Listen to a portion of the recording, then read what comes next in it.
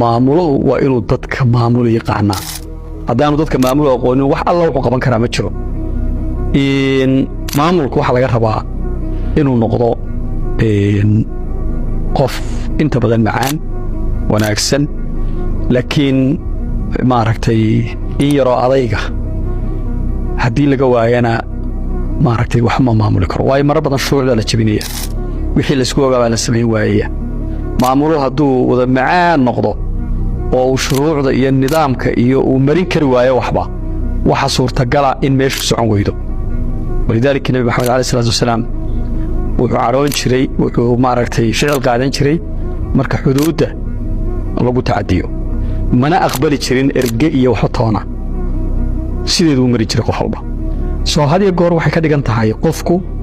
inuu tasaamix badan yahay wanaagsan yahay macaan yahay dadka u fiican yahay